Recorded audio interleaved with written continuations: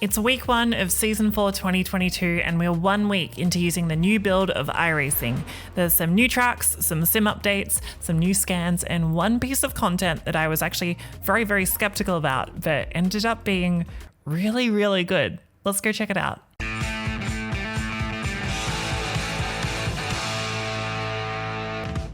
Okay, so iRacing releases a new build every 3 months, and each build contains things like new content, sim changes, bop changes, and more. So with this build, let's go through the changes, starting with some general ones, which I actually found kind of interesting. The first change is a UI upgrade, and one that actually really makes the iRacing UI great, in my opinion. We finally have access to the race guide. So you used to be able to access this on the website only, but finally we can use it in the UI as well. And in my opinion, it is the best way to find races to get stuck into. Honestly, I hope you love it too. With this change, it actually makes the UI look pretty damn slick compared to the old member site. And if you've not made the change over to the new UI, maybe this is the time. Secondly, we have an update to the new damage model. Previously, with the new damage model, you had to hit something pretty hard to actually break something, but now damage can accumulate on parts and these parts can break over time. Lots of little hits can eventually add up to break parts in your car. You can hit a wall lightly a few times, and if you hit it enough, your steering could eventually go. This is a good change, but quite important, and make sure you keep an eye on it if you're grazing walls on a race run. If you want to get better at not crashing into walls when racing, maybe consider subscribing to this channel. We have a bunch of really good tutorials on sim racing and different techniques. Anyway, back to the new build. The next update is to the qualification scrutiny system. So now the qualification scrutiny system is just a one flag system. You can't get disqualified from qualifying anymore. But if you do get a failed black flag, you need to reset to pits to serve it before you can set a lap. I think this is a good change. It probably won't affect many people, but I think it's good. No more funny business in qualifying, I guess. Next up, the Lotus 79 and Arca Menard's car have both received complete visual updates, and they both look really pretty, which is super great if you're driving these cars a lot. Indianapolis has a brand new scan, and we got to see the road course a couple of weeks ago, but now we get to see the oval. It's been entirely scanned from the ground up, and it's completely different to how it was before. It's super smooth, and it feels wider to race on, but I'm pretty sure that's just in my head. The track surface looks great though, it's a bit darker and it includes the grid slots for the road course leading into turn 1. I'm excited to see how this affects the racing when we get to the next Indy 500 in iRacing, which we'll find out in about 9 months from now. Cool, after the general updates, let's get into the 3 new tracks that we'll be seeing in this build. First up is a dirt oval speedway, Lucas Oil Speedway. It's banked and it's shaped like an oval. There's 2 left-handers and it has dirt on it. And if you like dirt oval racing, I'm sure you'll like it. The grandstand looks lovely and clean and it's bright red. It's very red.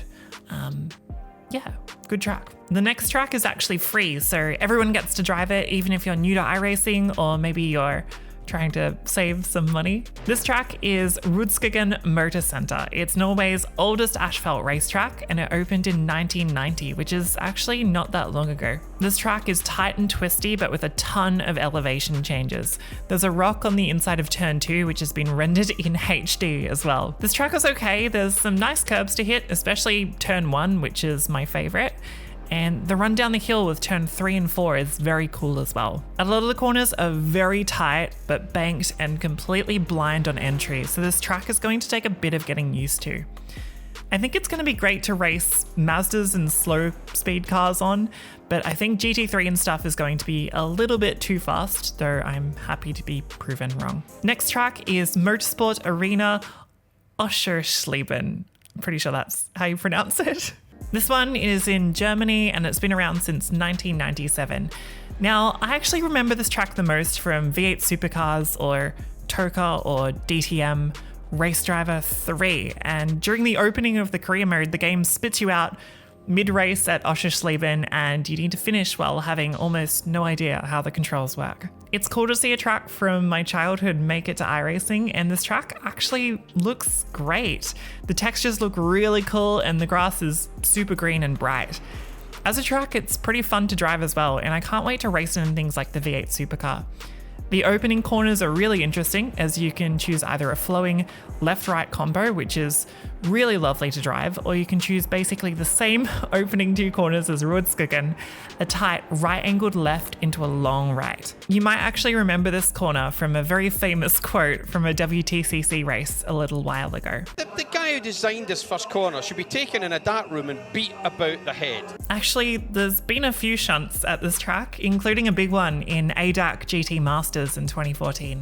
So if you look past those first few corners, my favorite section is probably turn 4, 5, and 6.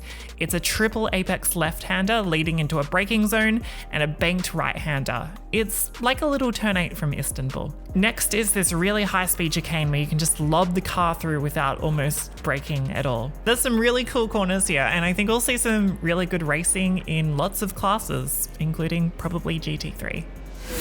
Finally, in this build, we have something completely new to iRacing, and that's an electric car, the Porsche Mission R. I've actually driven the Mission R in an early alpha version of Rennsport at the summit in Munich a few months ago, and it was a complete death trap.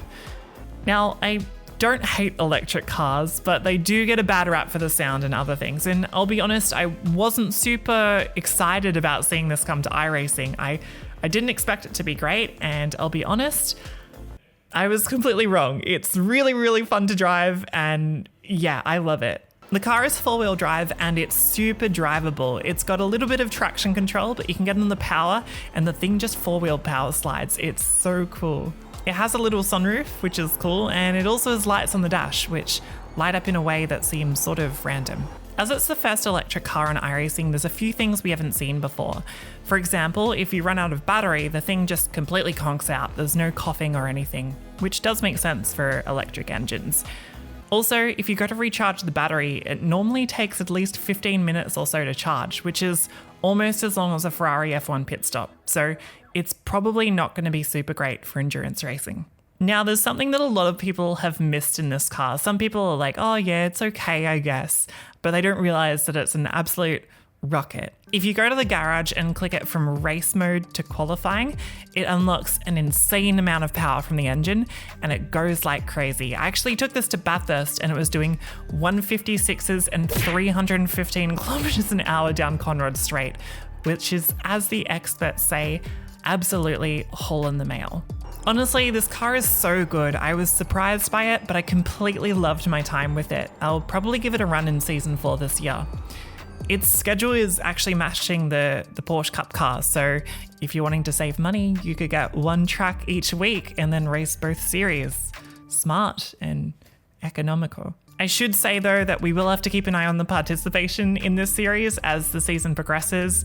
Hopefully it's strong, but we'll have to wait and see. And that's the build. Is there anything that stood out to you in particular? Feel free to let us know in the comments. And if you like this video, definitely shoot us a like.